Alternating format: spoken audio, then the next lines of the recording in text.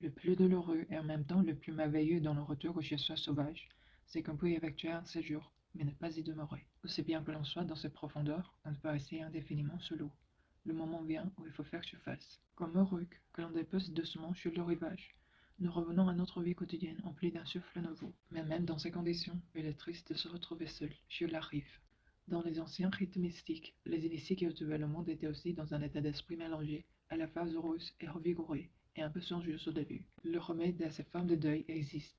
La femme phoque le donne à l'enfant quand elle lui dit: Je serai toujours avec toi, et te suffira de toucher ce que j'ai touché, le petit bois pour allumer le feu, mon le couteau, le sculpture de phoque et de taille en pierre, et je soufflerai dans ses poumons un vent pour des chants.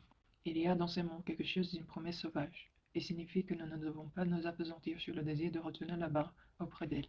À la place, en comprenant ses outils, en interagissant avec eux, nous sentons sa présence, comme si nous étions une peau de tambour qu'une main sauvage a frappé. Pour les Inuits, ces outils sont de ceux qui appartiennent à une vraie femme. Ils sont ceux dont une femme a besoin pour se tailler une vie. Son couteau coupe, taille, libère, donne forme aux matériaux. Son habileté avec le petit bois lui permet d'allumer un feu dans les conditions les plus difficiles.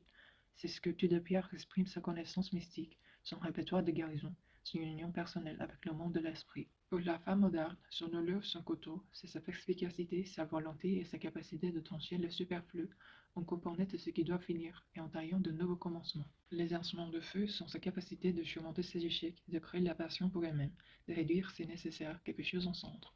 Les sculptures de pierre incarnent le souvenir de sa propre conscience sauvage, son union avec la nature sauvage instinctuelle. Comme l'enfant de la femme phoque, nous apprenons qu'en nous approchant des créations de la mer, nous sommes emplis d'elle.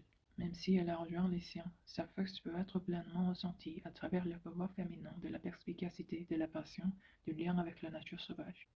Elle nous promet que si nous entrons en contact avec les instruments de la force psychique, nous sentirons son souffle, son pneuma, son haleine pénétrera la nôtre, et nous serons remplis d'un vent sacré pour chanter.